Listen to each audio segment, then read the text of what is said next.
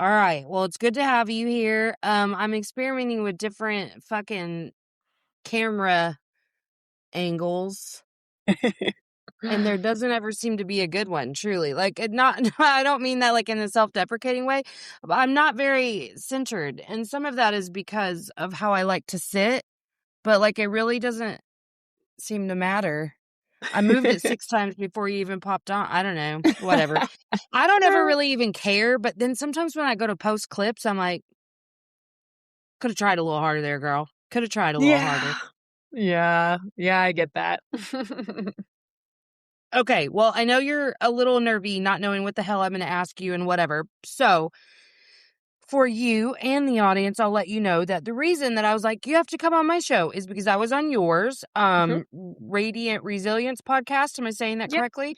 Yep. Yeah, and I told you then, and I've my audience is probably tired of hearing me say this, but I'm tired of people who aren't willing to have conversations that go below the surface. Mhm. And so when I connect with someone the way I felt like we connected, I just want to have those conversations. I don't want to talk about dumb shit that doesn't matter.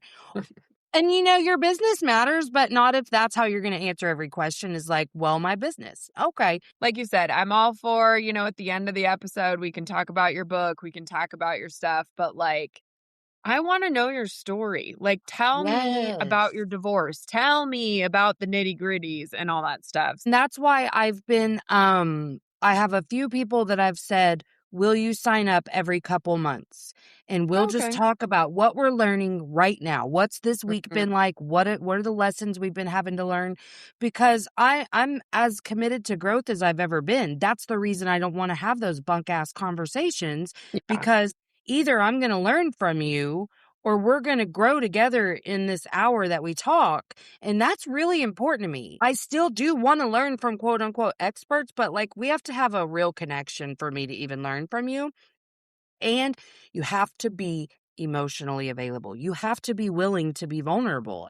Yeah, same. On a So, deeper okay, level. absolutely. So I'm curious and was curious even before this conversation about what gave you the desire to have those types of conversations for a podcast? So I struggled with infertility for 10 years, and it was the hardest fucking thing I've ever had to deal with in my life. And I just had some of those moments where I was just in the depths of despair, feeling so alone, like nobody understands. And I still have those moments. Let me just be clear about that. They're Oh, they're yeah. getting, further apart, but like I do still have those moments. And I know intellectually that I'm not fully alone in this journey, right? And I know there are people out there that are struggling with a similar, nobody's walking my exact path, Exactly. but there are people out there that are in similar circumstances that are feeling the same way. And so I was actually on a run one day listening to another one of my favorite podcasts, and it just kind of dropped in. I always wanted to do something with what I was going through to help others. I didn't know what that looked like, but I knew I would do something.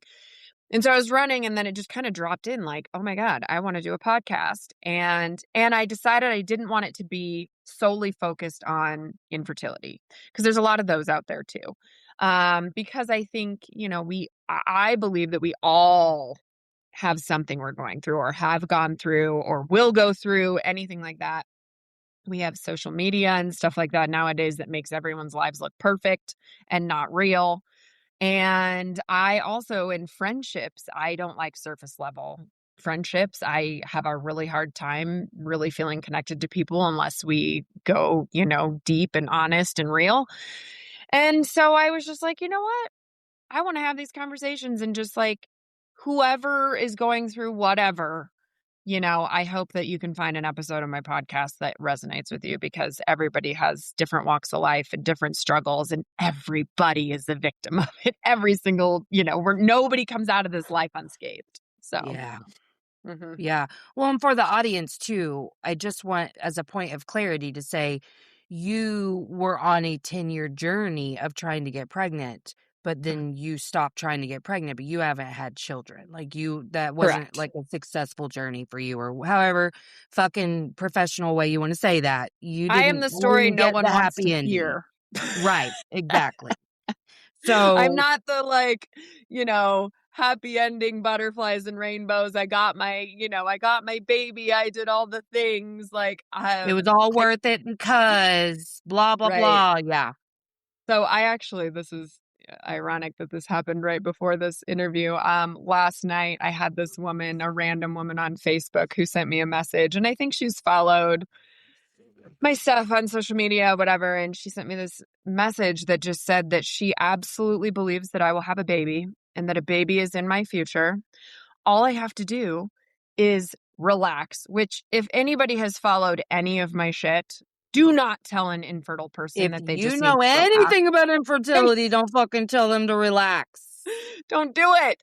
And then, the second part was forgive those who have wronged me. Okay, And I'm having a visceral reaction to this. yeah. And the third part was to trust in God. So, Mm-hmm. and I know that Mm. her intentions were coming from a good place, but Mhm. I had a mental Mhm. breakdown. I Okay, cried and thank you for cried and saying that. cried. Mhm. hmm I was mad. I'm like, no. And really, full transparency, my response wanted to be fuck off. Oh, yeah. Yeah. Yeah. Because And you know again, what I'm tired of? mhm, I'm tired of I don't know how else to say this, but us being the bad guys when that's our response. Like, if you were to actually say that, mhm, you're a horrible person because you yeah, couldn't just because see that she meant me well-meaning. Is it mhm, fucking well-meaning if your intention is to relieve something of yourself? Because truly, that's what it is. Don't, mhm. because did I fucking ask you? Did I come to you and say, how do you think that I could get pregnant? Do you think I will get pregnant? And how do you think that I should go about doing life so that I do?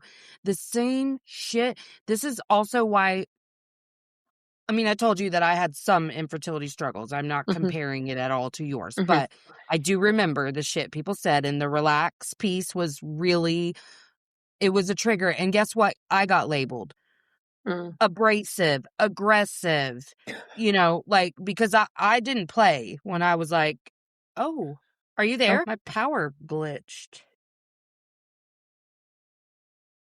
we lost you. What the hell?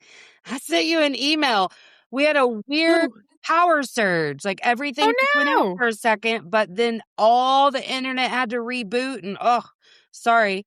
I've Oh, been that's okay. I've been Oh, there it is. I shouldn't say this out loud because people are going to think I'm crazy, but I've talked about it openly.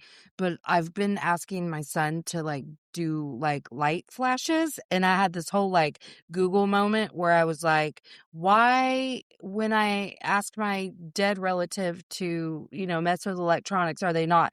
And so I talked about that a little bit, but I was like, Jake, it's not the fucking time to be fucking with the electricity. Anyways, Ah! okay. So Anyways. yeah, I got labeled abrasive and aggressive because I'm the one having this reaction, but it was like, yeah, but that's so fucking unfair because I didn't ask you for your opinion or your advice. I was just venting about my own situation. And that's something I can still super resonate with now because I'm having the exact same stuff happen now.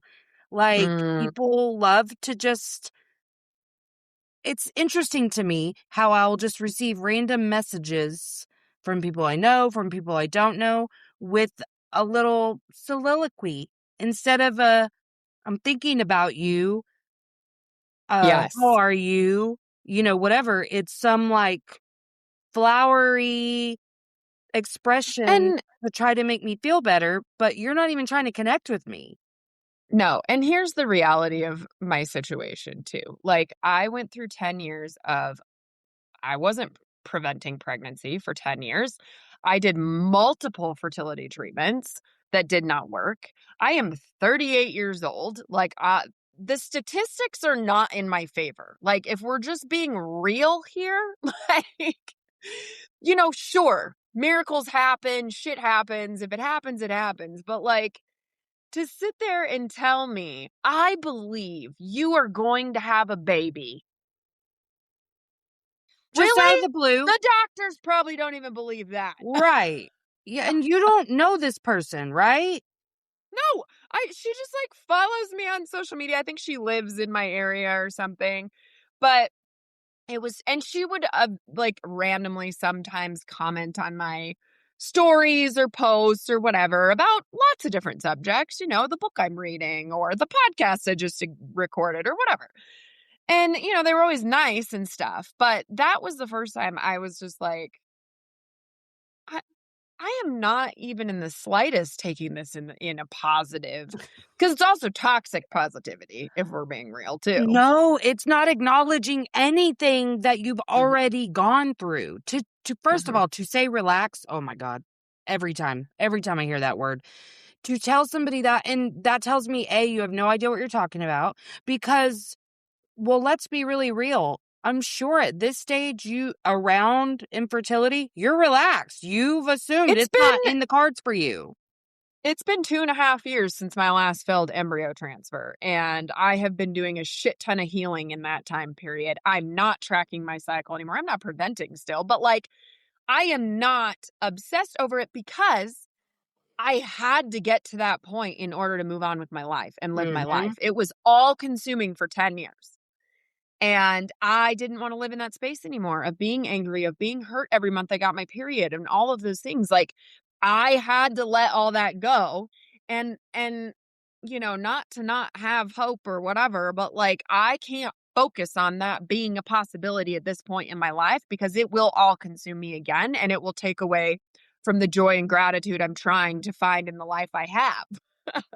Yes, and that's what sucks. What an ill-timed message, because Mhm, you've also then, whether this is something that people acknowledge or not, have learned to hold the grief of mhm, infertility while actively pursuing joy and peace in your life. You're holding mhm, both. That's why I feel like infertility, I mean, obviously there's its own grief in that, but I feel like that mhm, process and the grief that you go through is so um it just mirrors everything I'm experiencing right now, because mhm, I that's one of the things that really made me hesitant to be more vulnerable through this grief process, was the response I got to some agitation during infertility, and then also back like when I was 15 and my dad overdosed. Like, mhm, I am working so hard to be vulnerable, but I'm also very raw.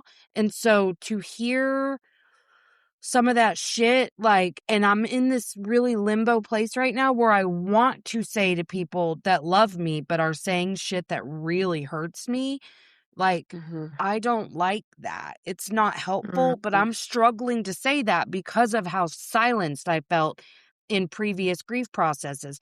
And Sure. because unless I just am triggered and come right out with it, I suck at having conversations like that. Like, that's an area I really need to grow in, is to how to calmly and with love say I don't like that, and not be so fucking afraid of their response. Because I do Mhm. know people don't know unless you tell them, but it's like, Yeah. I wish you could just know. I wish you could just know and just shut the fuck up sometimes and just let me listen. Like, I went to a grief group last night Oh. and I was like, if one fucking person could just let me talk without trying to fix like, I just want to vent. I swear to you, Mm. I really don't need your advice. I really fucking Mhm. don't. I just need to vent without someone rushing to tell me where my judgment's incorrect. You know what I mean? Yeah.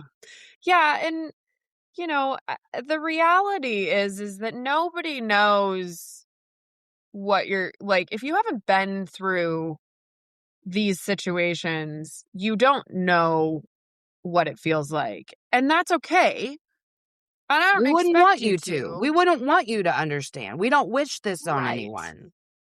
But there are so many other ways to go about, you know, saying things to loved ones and having compassion, and I find myself wanting to protect the people that are, you know, like, I don't know why. I'm the opposite of you. I'm like, I'm not like yelling at him or whatever, even though I want to. Like, I wanted so badly last night to say fuck off to that lady. But like, what I ended up doing was going on my Instagram and doing like a little story rant of like, you know, don't make my infertility my fault. This isn't my fault. Like, I don't know. I did this little rant, which I don't normally do. And I almost didn't post it because I'm like, well, then people are going to feel uncomfortable and people are going to be, you know, I'm going to make other people feel uncomfortable and maybe they'll judge me or whatever. So the people pleaser in me is always like, Mm-hmm. you know, don't do that. But the like, people need to know, and it's okay. It's okay if you don't know what to say and you don't know how to handle these situations and it makes you uncomfortable. And that's where I think my journey has taught me that you just say, I love you. I'm so sorry.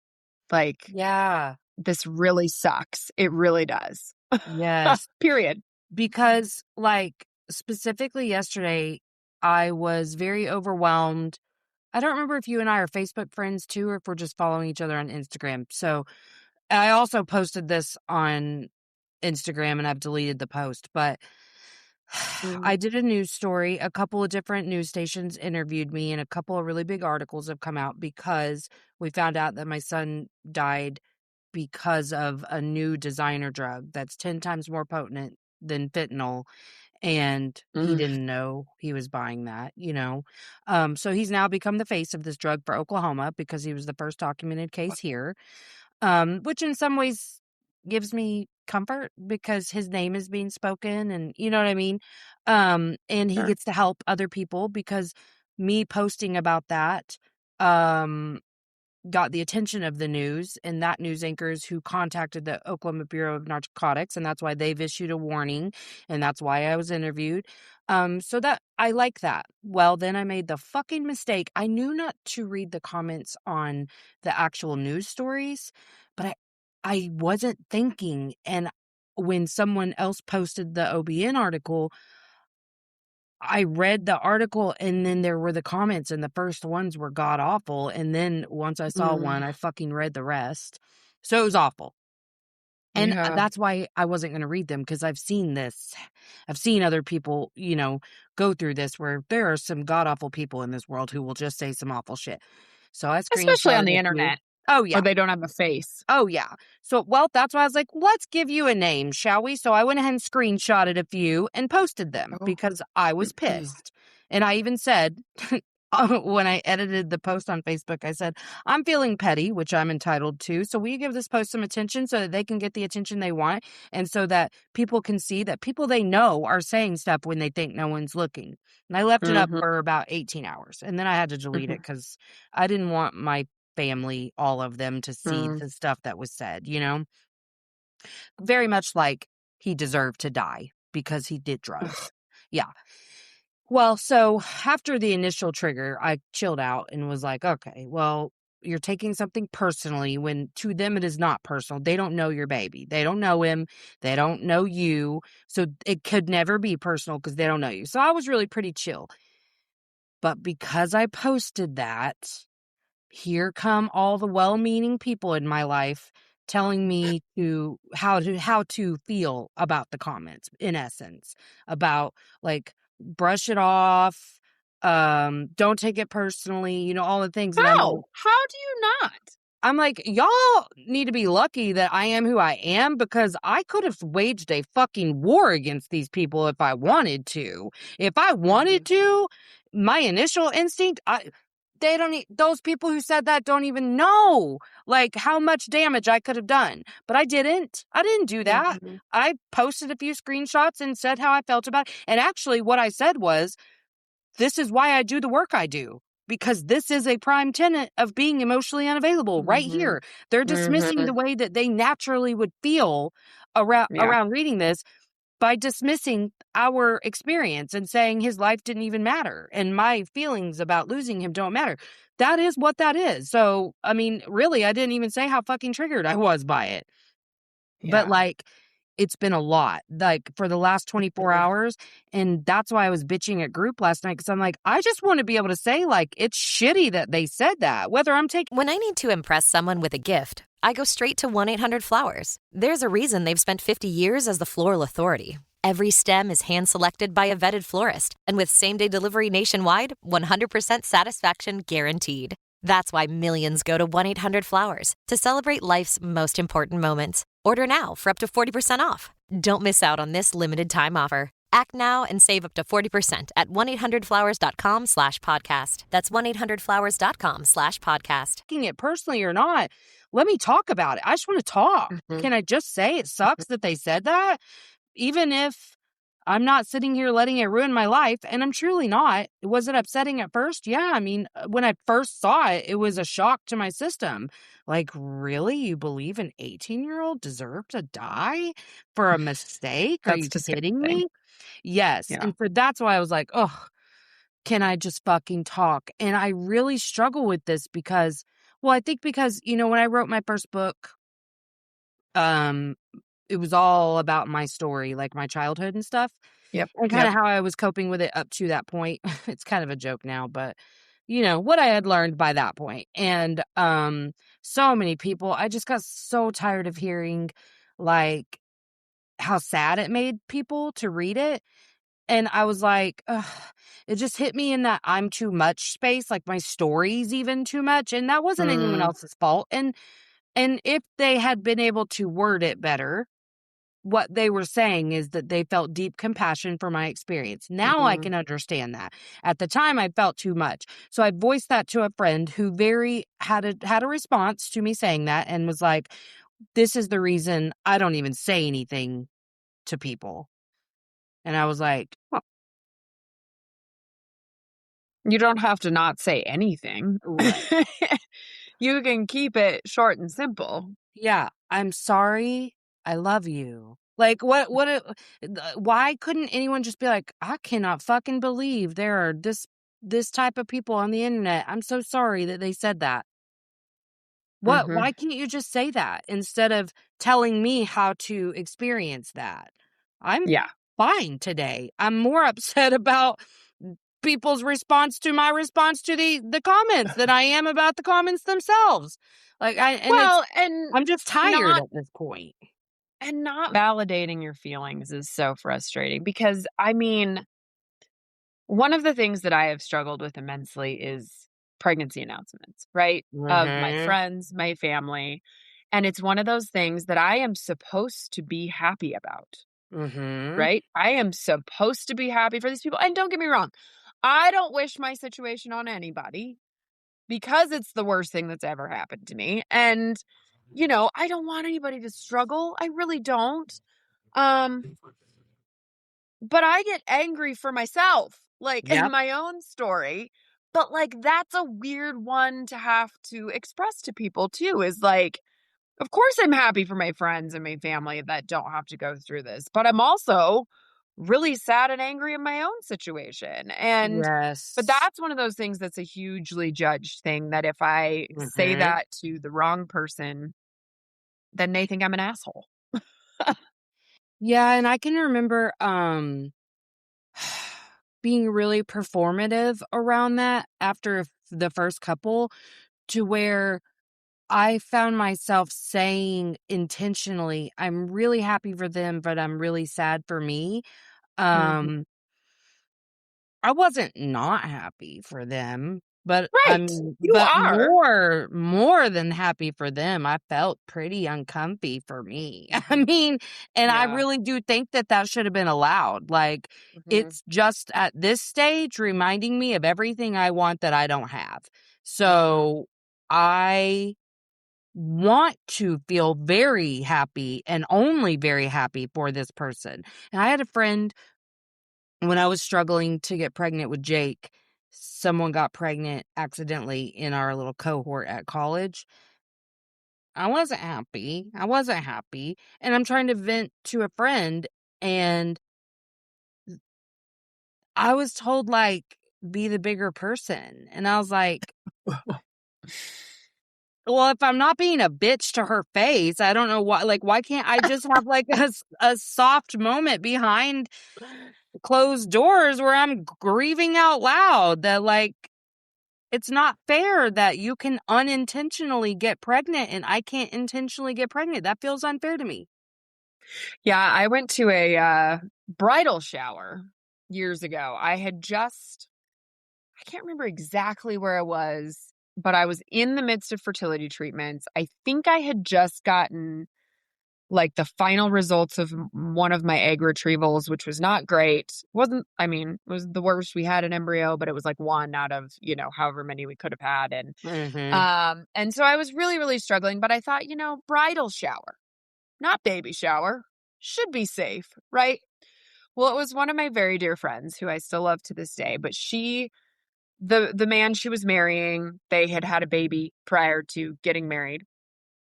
And like a bunch of her friends had had babies too, just recently. So I go to this bridal shower and I can't tell you that Melissa, the only conversation that was being had was about pregnancy and babies the entire time. Oh, And the few of God. us that were there that didn't have kids were, there was one girl there that had just gotten married recently and somebody was like, "So when are you guys going to have kids?" And I was just like, "Oh my God, what are you doing?" Anyways, I ended up after we ate our meal, I don't remember what type of day it was. I went in the bathroom and bawled my eyes out because it was so triggering and I couldn't do it in front of everybody and I had to go hide because again, it's my friend's party. I don't want to make everybody else uncomfortable. I still to this day do not know if she knows that happened. But I Yeah. went and I cried and I texted my husband and I guess hindsight I probably shouldn't have gone, but I thought a bridal shower would be safe. Yeah. Well, that's the thing. I'm learning when you're grieving something, nothing is Mm, safe. Nothing other than my fucking grief group. Like yeah. nothing is safe because the most innocuous things bring it up. And I don't know. I feel like there's got to be this middle ground between expecting everyone to know and be Mm, understanding and also cater to everyone else's comfort. Like there's got to be a mm. middle ground there where I Yeah. can at least say, this is a moment I'm uncomfortable. Like this is Mhm. bringing some shit up for me. And then it doesn't make it uncomfortable for anyone else. It's just like oh, do you need to go? Like, like actually whenever I did the first news story on Monday, the reporter was so kind. I actually was taken aback and ended up feeling stupid about all of my answers because she was so kind. She wasn't taking the angle. The story itself, when it was all cut and put together, took the angle I was expecting, but I wasn't expecting her to ask me questions from a place of care and love because that Mm, wasn't the vibe that I got when I first spoke with her. That's just the truth. But yeah. she, per my request, was willing to meet me at his old martial arts studio. And I just wanted to do it there because it was close to home. And I thought there would be a chance that they would get the sign in the background or something and help promote this business, is what I was Mm, thinking. I was like, that would be a yeah. nice thing for me to do for them and whatever. But she was actually very kind and she spotlighted them a little bit. And I loved that. It made me really happy. But when we first walked in the gym, I haven't been where we walked in since he got his blue belt. So I, and actually, his martial arts stuff is the stuff that gets me every fucking time. Like when I see videos Mm, of the gym posting kids getting belts and stuff, that's the stuff that gets me. I should have thought about that, but I walked in and boom, it just hit me. So I started crying not like mm, crazy, but I was crying. And so I just said, I'm getting really emotional because I haven't been here since he got his blue belt. But she was so compassionate. She's like, do you want to do it outside? Do you want, like, she wasn't like, she just didn't make it weird. It was like, whatever you yeah. need in this moment, I'm willing to do. And that is how I feel safe. not because I expect you to know beforehand. You can't know if you haven't been through this. Of course. But to then respond to me in a way that I feel safe to continue to say what I need in the moment, because I really was okay. I'm going to fucking cry all the time. That happens, you know? But I Yeah. was okay. I just needed a minute to adjust to being in the space. But I Yes. need to be able to say I'm having an emotional response to this, and that be met with compassion. And I think that's what we're actually saying here, because Yes. that's the part that people are missing. They get hung up on the fact that we have sometimes an ugly, but at every time an emotional response to something that's happening. And then that's the part they're hung up on. Like they're triggered because they feel like they're in trouble, and that we're mad at them, whatever. No, the mad is now coming from your response to my response. It's not that you Yeah. made the mistake. It's not at all. And I think I'm just now in this conversation actually finding the words for that, because it truly isn't. You and I are both not asking people to show up perfectly. We're just No. saying when we have an emotional response, let it be a safe thing. Yes. And I am very aware that, people getting pregnant and having babies is going to consistently happen through the rest of my life. I understand that as a fact of life. But if I need to leave the room because there's a conversation that I don't feel comfortable with, don't get mad. Like, I have had Right. that. I thought that there were so many times that I walked out of rooms that I thought I did it very discreetly and just kind of like walked away or went out to my car and cried, or like at that bridal shower, I went to the bathroom and just, cried and then came out and pulled it together. Everyone always noticed. And then they always had to be like, oh, well, Tawny left the room, and it's like, Yeah. so Or you're making this about you. And yeah, it's like, well, it is about me. Like, this moment that I'm having is about me. But if I'm leaving discreetly, really, you're the one making it about me. Like, nobody would have even thought about it if you could have understood from a place of compassion what was happening there. It's not me being pissed. Maybe it's going to sound pissed sometimes. I'm mhm, not going to be able to show up in a sweet, soft way all the time. So yeah, sometimes it's going to seem pissed. If my emotional response comes out from a triggered place, it's going to be ugly sometimes. mhm. I'm saying, can you try to understand that? Like, even for your case, I don't think that it is wrong for people who love you to make sure that they send you a private message first to say, hey, no pressure to respond at all, but I do want to let you know I'm pregnant and I'm going to be making an announcement. And I just wanted you to know so that it's not like you're not finding out at the same time the rest of the world is. You know what I mean? Like, The surprise is the worst. it is. It is. Absolutely. I remember being Yeah. like, the fuck? And feeling like it wasn't unreasonable for me to ask for that. But there was so much taboo around, like, you're making it about you. Like, that was really what people responded with. And the reality is it's always going to hurt. It's always going Yes. to suck. It's always going to hurt. It's, I actually just, at the end of last year, one of my very dear friends, sent me, it was a novel of a text of, that basically, like, we were going to go visit, and she had just found out she was pregnant. And she was terrified to tell me. And I get that. I also understand that that is not an easy fucking thing to do. To tell Right. me that you are pregnant and that it happened naturally and you weren't even really trying and all those things, which not that I need Right. to know any of those details. But we were going to visit. I also have a sixth sense for this, by the way, Of because course you do. Yeah. I have picked up on it so many times. We went to visit these other friends one time, and we were at dinner, and I texted my husband at the dinner table, and I said, she's fucking pregnant. And sure as shit, like 2 days later, they finally told us. So, like, I know the signs to look for. I just know it. So my friend was like, you guys are coming to visit. We're not even telling family right now, but I just want you to know because she's paid attention, right? And she Yeah. wanted to be kind about it. And I did. I wrote back and I was honest back and I was like, you know what? I am so happy for you. I'm sad for myself. I'm not gonna lie. I'm and jealous. That is another feeling that comes up a lot that nobody likes to Yeah. talk about. It's the jealousy. That's why it's so Yeah. hurtful, right? Because I'm jealous that she's getting what I don't have and what I can't Mhm. seem to have. And, but it was one of the kindest ways that anybody ever told me, but it still hurt. Like I still had to have my cry moment. Yes. Um, but she has been very kind through the entire process. She doesn't tell me anything unless I ask, because she paid attention to my podcast and my posts and the things that I've talked about and has Yeah. had that compassion. And that makes a world of difference. It A does. world It of does. difference. Because it doesn't take away the hurt, but it does take away all those extraneous variables that really compound the hurt. Mhm. So when you get all of this like entanglement of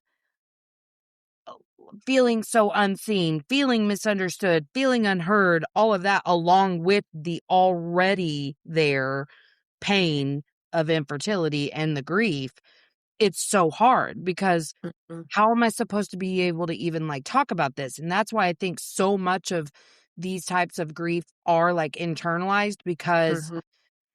you just get so tired of feeling like the bad guy for saying, Mhm. "Can you just be fucking delicate about it?" Just like delicate. That's all I'm saying is can you add a little bit of grace and compassion to this and just give me an advanced warning or Yeah.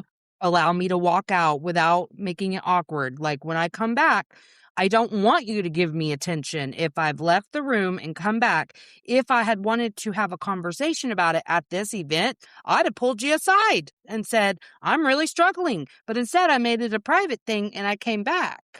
Well, and I don't want to make people like they should still be able to have those conversations. And I understand that. I actually didn't go to a family Christmas one year because a family member was pregnant and it was the first grandbaby of that family. And I knew there were probably going to be like ultrasound pictures on the fridge and like conversations being had about pregnancy and it being uncomfortable and like all that stuff. And rather than go and make everyone feel uncomfortable and like they're walking on eggshells, I chose not to go for my own mental health and for them so that they didn't have to worry about it. Because I know for a fact that if I had gone and walked out of the room at any point, people would have been like, well, we pissed Tawny off. It's not Yes, even that. Like, it's I just need not to remove that. It's just myself from the overwhelming. triggering situations. That's all. Right. Yes. And I was so glad my sister-in-law slash one of my oldest friends, um, she her daughter, who is my oldest son's age, um, got married. In looking at we had all planned to go, but then in looking at the date, like we were invited like a year ago. So obviously we were all planning to go. But then I started thinking about it because I was like, oh, her wedding's coming up. And I was like, okay, let me think about this. The wedding is less than a week after his birthday. Mhm. And there's a lot of logistical things to think about, first of all, because it's out of state. They live in a different state than me. I was like, I don't have the energy. I don't have the energy to pack. I don't have the energy to figure out my dogs. I don't have the energy to go buy new clothes. Nothing. And it's a less than a week after Jake's birthday. I don't know how I'm going to be feeling. So I was just like, I think I'm going to not go. And I was nervous because you never know how that's going to be received. And she was so gracious about it. Oh, She was like, we good. completely understand. And if by some chance you do change your mind, that's fine too. Which like that, yes, it was so helpful because there was part of me that was like, but what if I change my mind? Like there was a lot Yeah. of pressure that I was feeling. And then I was so glad I didn't go. That week, I was glad that I hadn't planned because it was just a very, like, exhausting week. And then also, I checked in the day after and I was like, how was the wedding? Whatever. Oh my God. Just hearing about it, it was too much. Like, I was like, oh my God, I didn't even anticipate to have this response. She sent me her younger daughter's maid of honor speech that she read, because she was the bride's maid of honor. I don't know why that got me so hard, but it Mm. did. And I was like, I'm so glad I didn't go. Like, Mm. everything just would have been too much. You know what I mean? I also didn't want to feel like I was the, like, that there was a spotlight on me, that people are looking at me like, oh my God, her Mm, son just died of an overdose. You know what I mean? And yeah. so I just like everything. I was like, oh, I don't want to go. And then afterwards, I was so fucking glad I didn't, because my response to that speech, I couldn't even believe that that's Mm, how I mean, it was beautiful, and I wasn't feeling anything other than just like so sad for me, which mm. also didn't make sense to me because I still have kids that are siblings. Like, I don't understand still, but I don't think there is anything to understand. It was just a griefy response, but I wouldn't have wanted to have that in front of the whole wedding party. You know what I Yeah, mean? and you never know when that stuff creeps up either. I mean, I had that at one of my friends' weddings, just watching the groom dance with his mom, like do the mother-son, which I'm Mhm. sure would be triggering for you too. Like that's something that I was like, I'm never gonna get to do that with a Yeah. kid at their wedding because I don't have them. So, Yeah. it's grief is such an interesting thing. It creeps up when you least expect it, Yeah. and you think you've got the triggers all figured out and you think you can avoid them and things like that, but they just happen, and then it just sends you into the depths of despair again, and you spiral, and it's so hard. Yes. And that's why I'm really glad that I kind of figured out what that middle ground can be in this Okay. conversation, because I've held back so much, because I was thinking either you're the problem or I'm the problem, when really it can just be, just allow me to have whatever response is going to come up and meet me with compassion. That's all I'm asking. Mhm. Mhm. Is like, don't try to fix it. Don't, and I no longer expect you to understand prior to the dumb shit coming out of your mouth, but if I have a response to that, I'm going to need you to meet me with compassion and say, Yes. Not "Oh, anger. okay, I won't say that anymore," instead of, "Oh, we're in trouble again." All the things that were said. Well, and I think that's part of why we don't say it very much either, is because then these people and again, reiterating that we understand that they are coming from a good place. And I think Yes. that's why they get defensive and angry, Right. because they are like, but I didn't mean it that way. And I'm like, no, no, no, Mhm. I understand that. But like, I'm telling you for future reference, and I'm not Right. mad at you. I'm, hurt a little bit by what you said, but I'm not like mad at you. I just, and I thought you might want to know that you hurt my feelings. Right. And I'm only mad now because 'cause you're mad. I Right. wasn't mad before. I was letting you know I didn't like it, but I wasn't mad. Now I'm mad. Let's be clear. Now I'm mad because you just act like an ass. But I guess I would just ask people too, like, this response you're having to me saying that you hurt my feelings and how it's just like happening kind of beyond your control. That's how that happened to me 5 minutes Mhm. ago when you said that thing.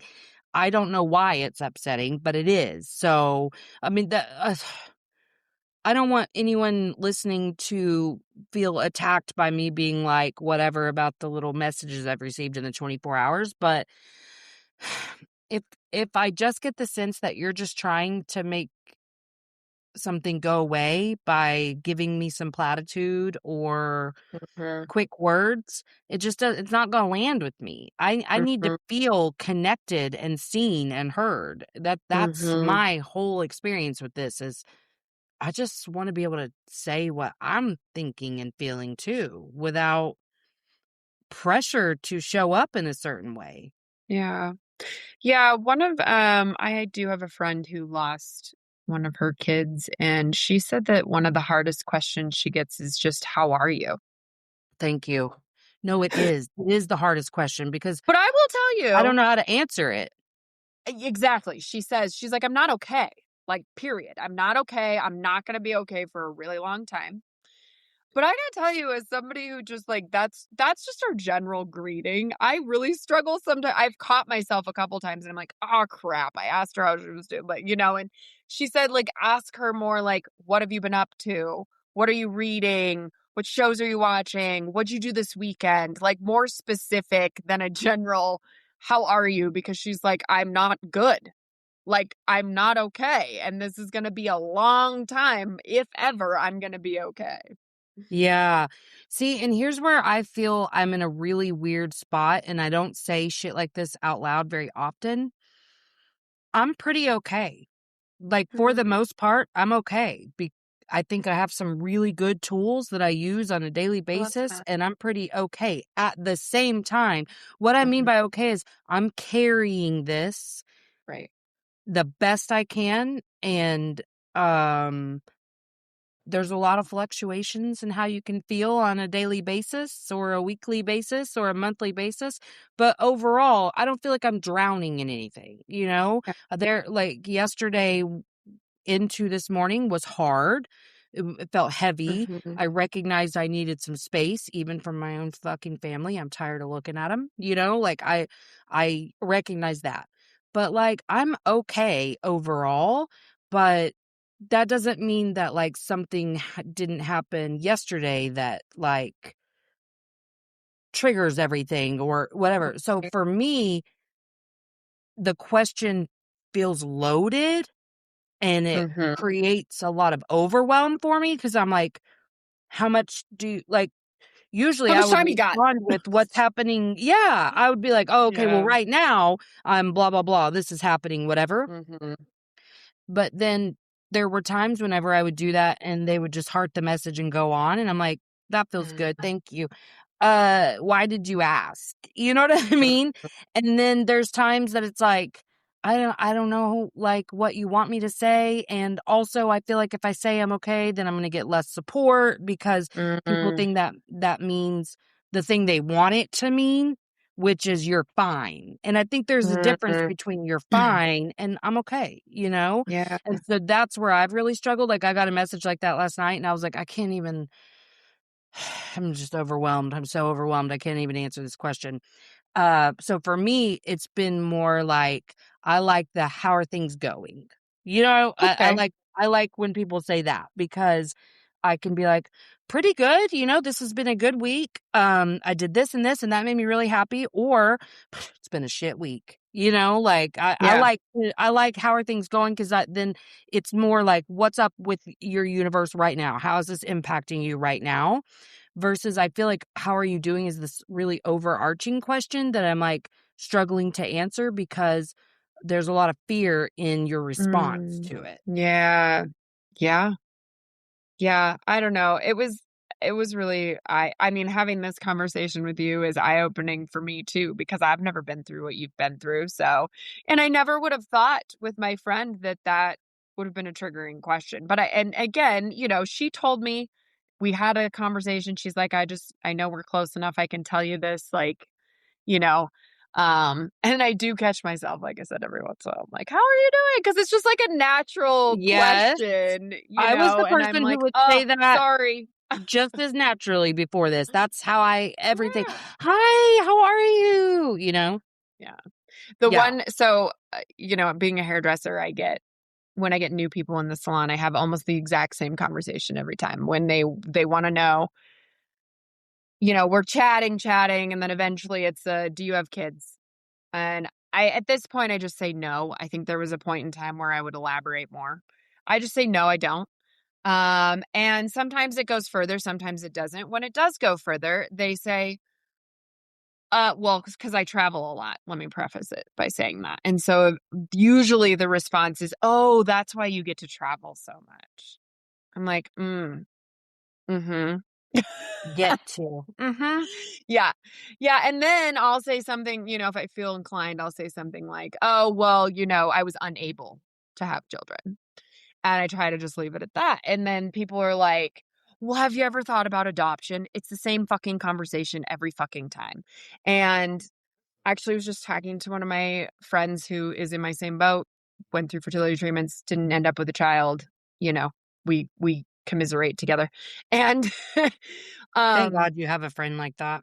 yeah, I have a couple. I've actually found a decent community on Instagram of childless not by choice, Good. which has been very helpful. But we were talking about it, and yeah, I she told me, she's like, we've decided not to pursue adoption. They thought about going into foster adoption, all that stuff, and she's like, we've decided not to pursue it. And you know, and also, can I just say, it is not up to the infertiles of the world to adopt all the babies. Anybody can do it. You can do it. Right. So if somebody asks me that one more time, I'm going to be like, oh, have you ever thought about that? I know you have 5 kids, but have you ever thought about that? Right. Why should I think about it just because? And I was really proud of Jennifer Aniston on Dax Mm-hmm. Shepard's show saying, I want my fucking DNA. And I know how harshly she was judged for that. I never So went to the bad. comments or anything, but I know how she was. And I was like, I'm glad that she said, fuck it, I'm saying it. Because also that is such a much larger conversation. I don't think being infertile is a reason to adopt. I think you really need the heart for adoption. That's the reason we have so many fucked up adopted kids, because Mm-hmm. people don't understand the trauma of adoption, Yeah. and that, you think you're going to come in and have this instant bond and save their life and blah, blah, blah, blah. There's way more to that story. And if your whole intention is to fill a hole in your life with Mm, this child, yes. you're not going to fare very well there, honey. You're Mm-hmm. not. Yeah. Yeah, it's wild. It's the same conversation every time. I'm sure you've had a few of those repeat conversations. I mean, I'm sure you're Oh, going to thankfully I have. haven't. Not yet, but that's because I've isolated the shit out of myself. Mm, I cannot have conversations that aren't and I was that immediately I became very afraid to talk to people that I don't know, because I'm like, yeah. I know how easily triggered I am right now, and I'm not Yeah. going to be able to respond nicely I'm because glad that you can see that in yourself, and at least not regardless of your response, like, you need to not put yourself through that. yeah, that was my whole thing, was like, I can hardly handle talking to people I do know. I'm Mhm. certainly not gonna go open myself up to people who just need to shut the fuck up to begin with. Yeah. I do dread some of those questions in the future. Like, just thinking about them really bothers me, like people just asking me how many kids I have and stuff like that. Yeah, my I friend dread that struggles with that. stuff. Mhm. Yes, like, just well, and even on this show, that was tricky for me at first, like, when's the appropriate time to bring this up? What if it doesn't come up organically? Like, I never thought that the things that I would have thought to be irrational or illogical before would make so much sense to me now, because there was this part of me, like, if it didn't get brought up at all, that whole episode, which now I just say it, but I would feel guilty, Mm, like I betrayed him in some way, like, because I mm, didn't bring him up, and I knew that didn't make sense, but it was like, I gotta figure out a way that feels comfortable for me. So yes. I just say it. I just say it and not worry about how uncomfortable the other person is, and we just move through it, and each time it's different. Sometimes I'm crying when I say it, sometimes it's like, whatever, but I'm just learning to say it and be fine with it, but there are still moments where I'm like, how do you say that without, like, Mm, being really weird, you know? But I think I've come to a place where I am more invested in honoring my own needs than I am the mhm. comfort of others. So if I feel like saying something, I just say it. I think that's you know what? I think it's probably actually, so I'm reading Elizabeth Gilbert's new book, and she's talking a lot about this relationship she had with this girl who was an addict, a drug addict, alcohol addict. And she's talking about AA meetings and stuff like that, and she talks about how that is why AA meetings work so well, is because people can go and say the ugly things that they're feeling and thinking inside themselves, that they won't be judged in that room for that.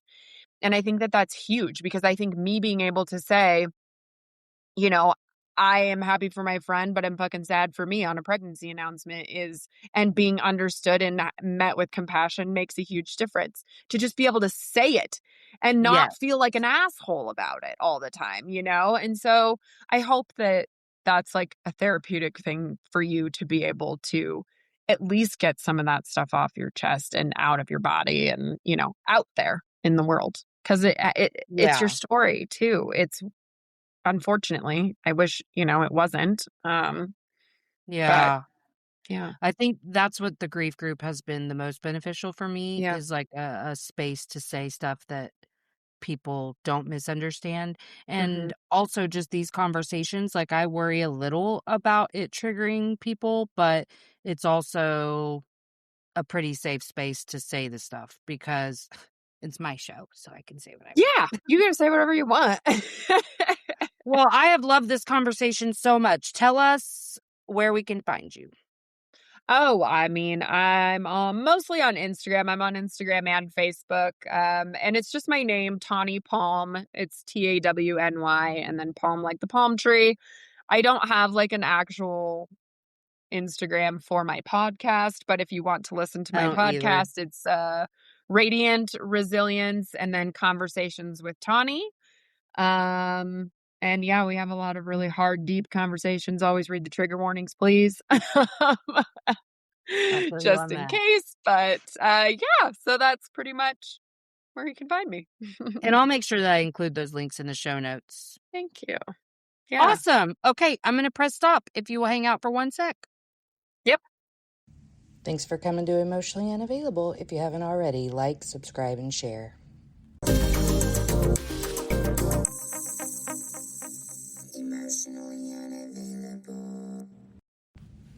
All right, that's it from me. So make sure that you check out the show notes for links. And until next time, let's all just keep swimming.